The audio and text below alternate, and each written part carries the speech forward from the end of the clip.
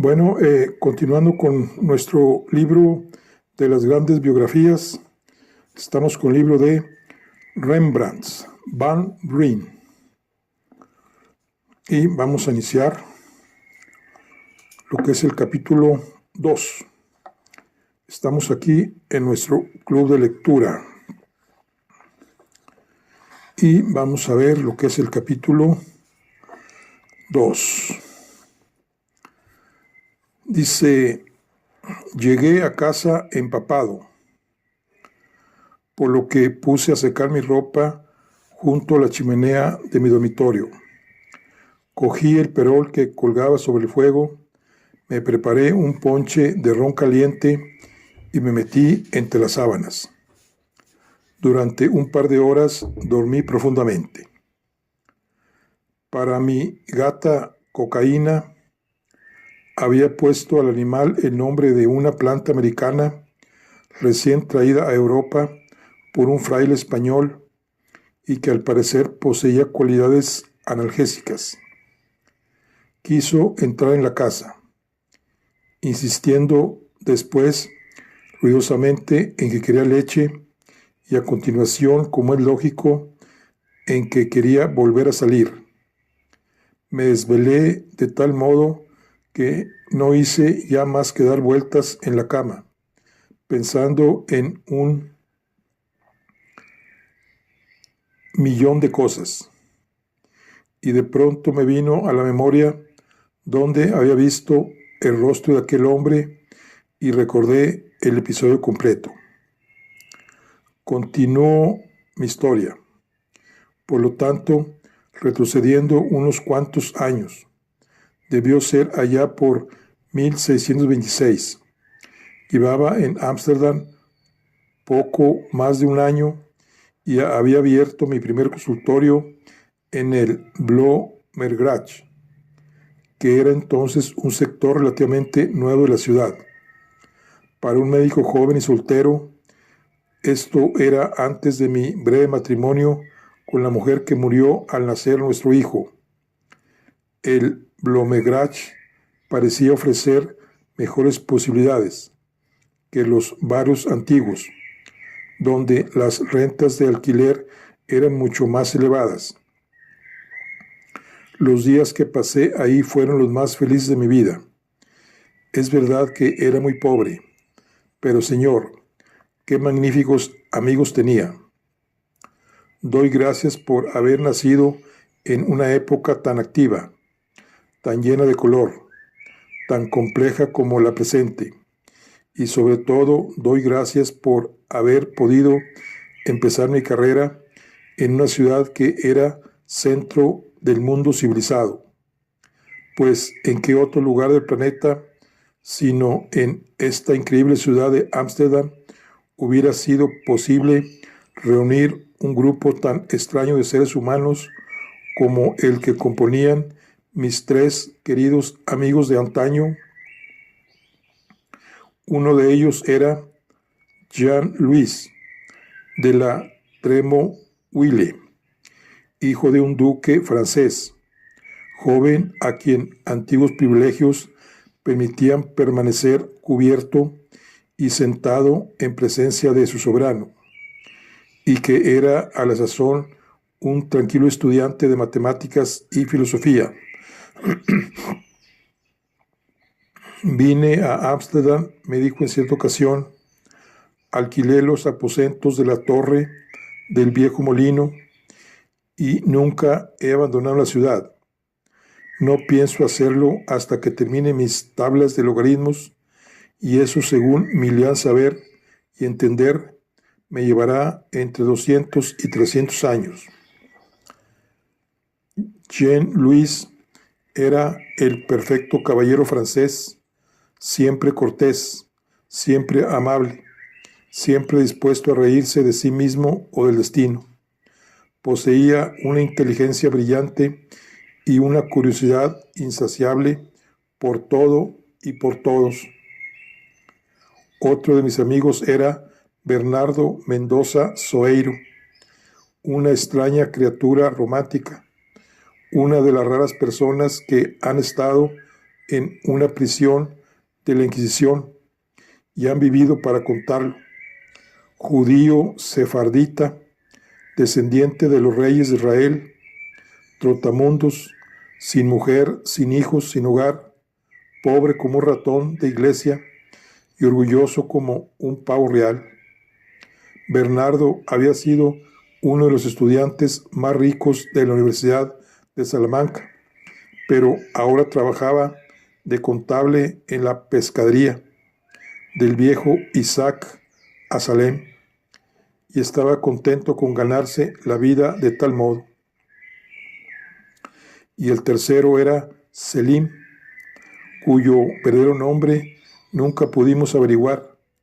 Su padre fue gran visir de Murad IV y Selim, a los 10 años de edad, tenía 40 criados a su servicio exclusivo, pero se había peleado con su padre, viéndose por ello obligado a abandonar su país, y vivía en Ámsterdam con envidiable esplendor.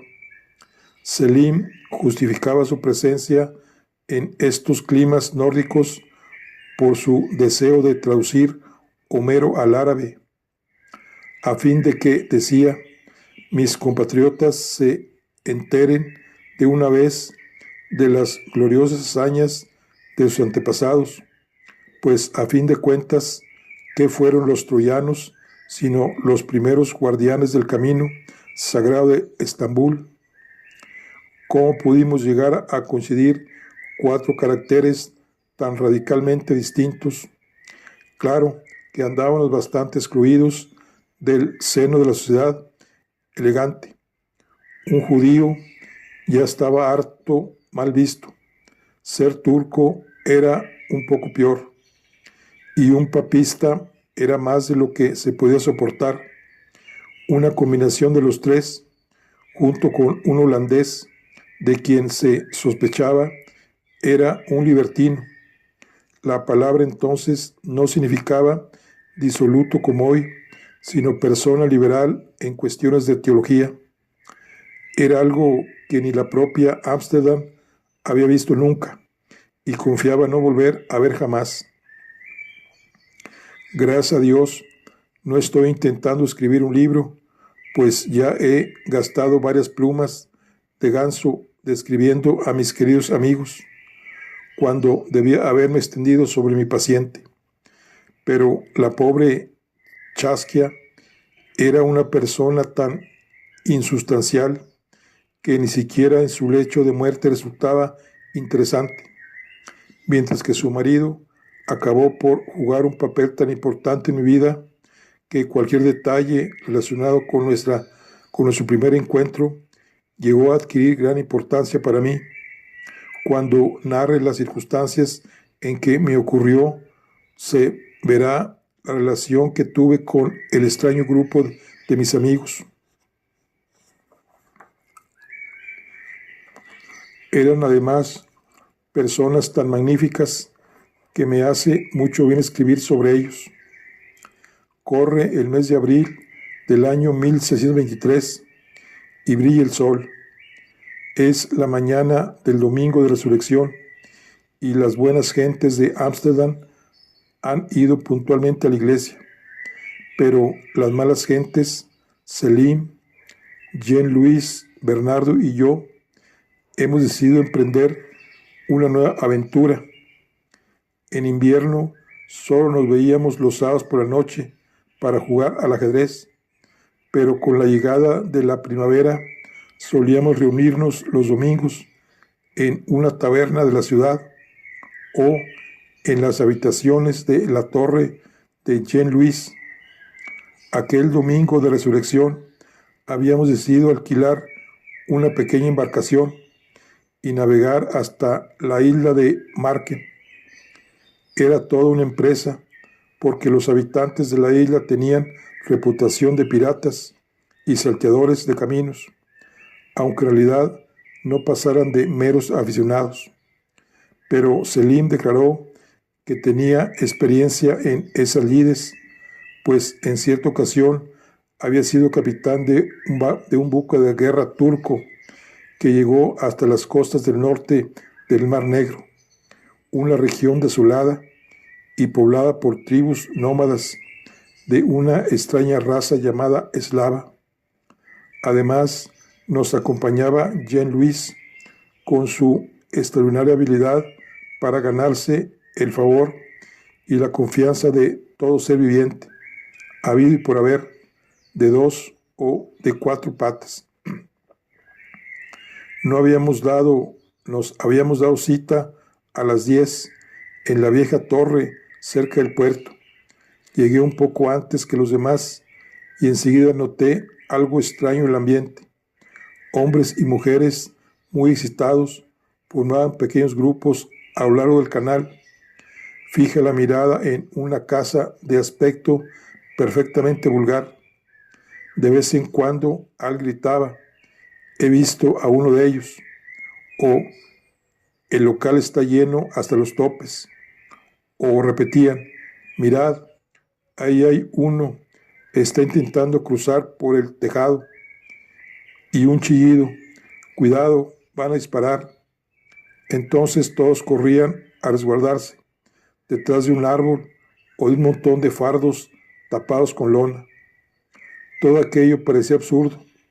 Nuestra ciudad era famosa por su tranquilidad. La milicia tenía la mano dura y sus señorías fáciles quizá de persuadir para que hiciese la vista gorda con ciertas fechorías de carácter privado. No tenían piedad con los disturbios callejeros. Cuando prendían a un alborotador, lo mandaban colgar de una ventana del ayuntamiento, y ahí terminaba la cuestión. Me volví hacia un individuo taciturno de crueles ojos amarillentos que se encontraba junto a mí. «¿Tendríais la bondad de decirme lo que ocurre?», inquirí. Inmediatamente se puso en guardia. «Ah, ¿es que no lo sabéis?», le aseguré, que acababa de llegar en ese instante. «Pues bien», me dijo, «la casa está llena de arminianos. Están celebrando un servicio religioso y hace un momento han intentado matar a un niño y utilizar su sangre para la ceremonia». Naturalmente, no debí proseguir la conversación. Solo un loco hubiera entablado discusión con semejante tipo de fanático religioso y en tales circunstancias. Pero yo no andaba muy despabilado por entonces y aún creía en la eficacia de un razonamiento sistemático. «Pero es posible, señor mío», me asombré, «que la gente haya desenterrado aquella vieja y estúpida calumnia contra los judíos para aplicársela ahora a los arminianos». Dios mío, cómo se enfureció aquel individuo, pero era el típico cobarde. Se volvió hacia un grupo de hombres y muchachos que habían buscado refugio tras una docena de grandes cajas de madera. Vosotros», gritó, «este tipo es un cochino arminiano. Venid, vamos por él». Al pronto, el grupo dejó su cobijo para abalanzar sobre mí, y sin duda me habrían atacado cuando de repente se abrió la puerta de la casa y una docena de hombres y mujeres salieron corriendo, como conejos asustados, hacia la parte izquierda de la calle, que no parecía tan bien guardada. El gentío se lanzó tras ellos, dejándome a mí solo y amedrentado. Oí una agradable voz detrás de mí, con que, intentando resolver los problemas de este mundo por el consabido método de apelar a la razón, y ahí estaba Jean-Louis y Bernardo diciéndome: «Céline se encontraba aquí hace un momento, pero se ha marchado protestando que a su tierno corazón musulmán siempre le duele al ver cómo se asesinan los cristianos entre sí. Nos espera en la Ridderstraat. Mejor será que te vengas con nosotros». Pero antes de darnos cuenta, al tiempo a doblar por la bocacalle contigua, oímos tambores e hizo su aparición una compañía de la milicia que se aproximaba desde el norte. Cogidos entre los agitadores y los soldados, la muchedumbre parecía dispuesta a luchar. Permanecimos desorientados un momento, cuando Bernardo exclamó: «Mirad, una taberna». Nos acercamos a la puerta del mesón, en el preciso momento en que alguien intentaba cerrarla desde dentro. Por ventura reconocí en el mesonero a un antiguo paciente del hospital de la ciudad. También él me reconoció, pues dijo: «Apuraos, va a haber jaleo y no quiero que saqueen mi casa».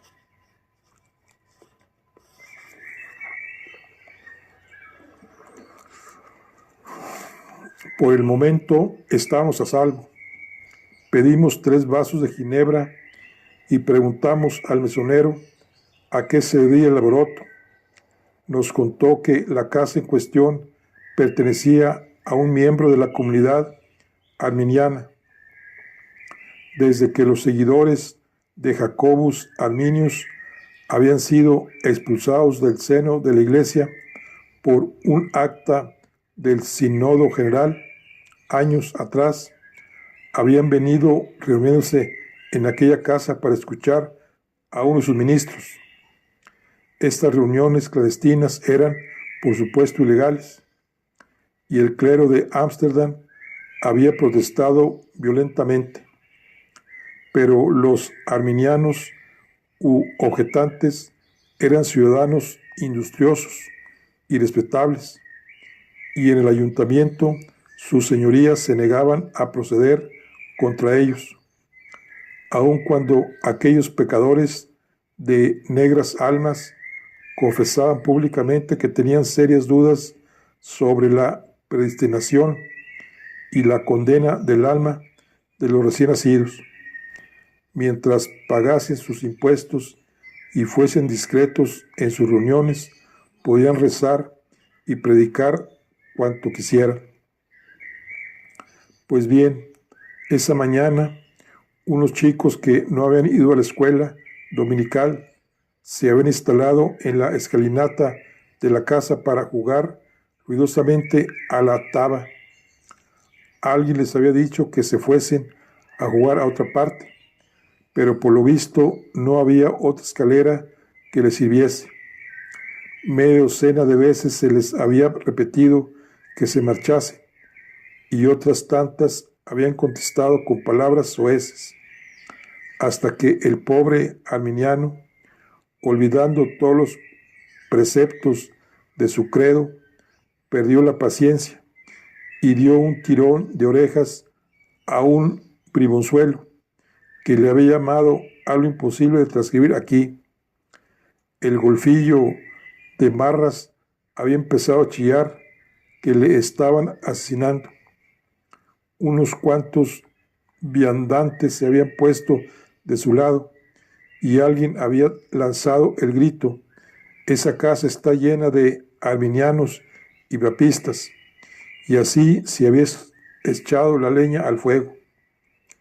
Cuando nuestro anfitrión terminó la historia, en la calle la furiosa horda se había visto incrementada por cuantos representaban a los oficios de primera hora y no estaban de humor para obedecer las exhortaciones del oficial de la guardia que les ordenaba dispersarse.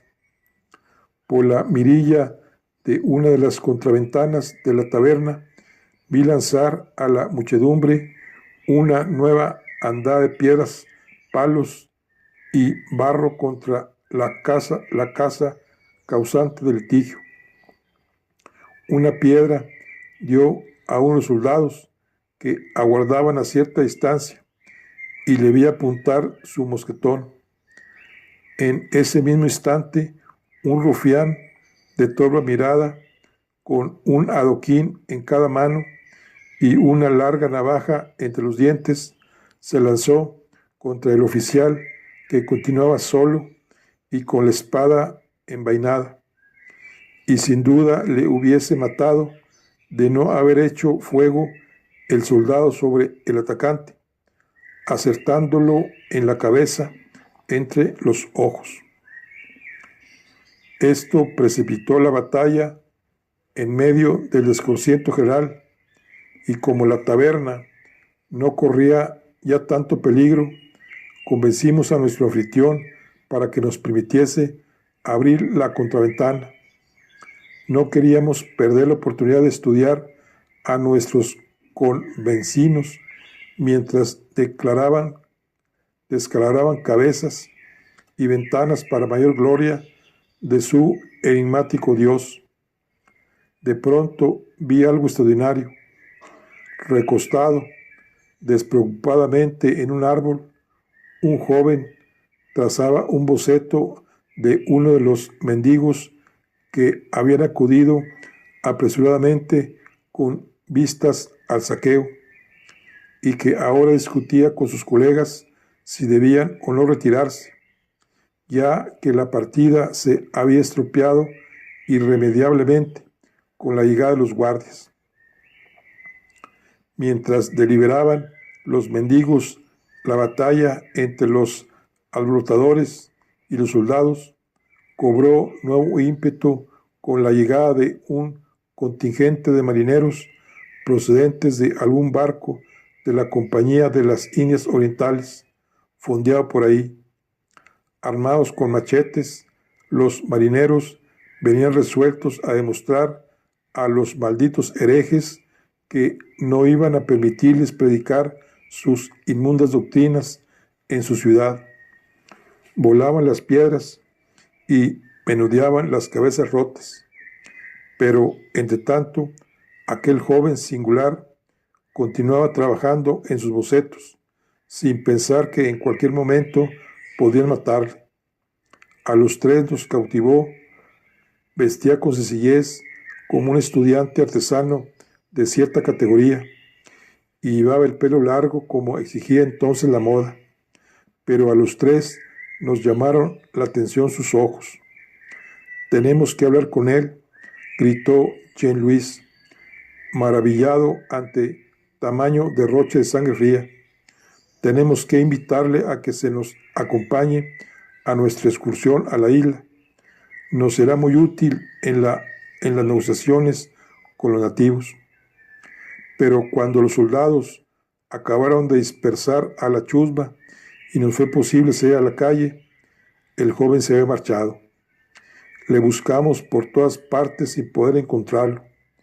Por último, dimos las gracias a nuestro anfitrión, así como una generosa propina. Tal vez nos había salvado la vida, y nos dirigimos a la Ridderstraat.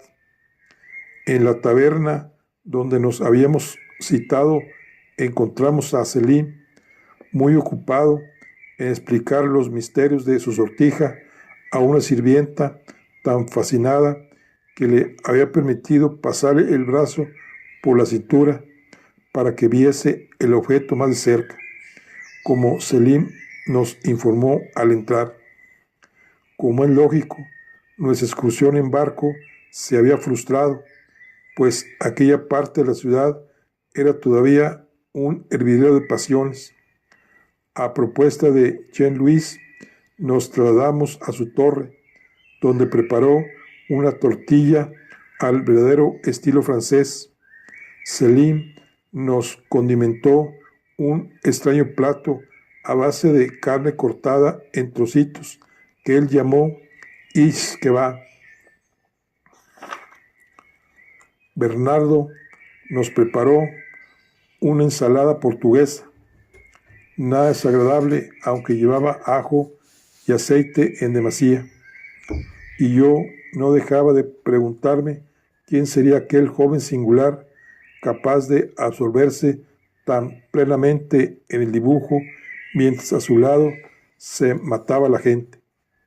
Su rostro continuó obsesionándome durante mucho tiempo, pero no volví a verle, hasta aquella noche lluviosa de noviembre de 1641, en que de pronto, dando vueltas y vueltas en la cama, recordé: el joven singular de los disturbios de hacía 15 años no era otro sino el marido de mi nueva paciente. Era Rembrandt van Rijn.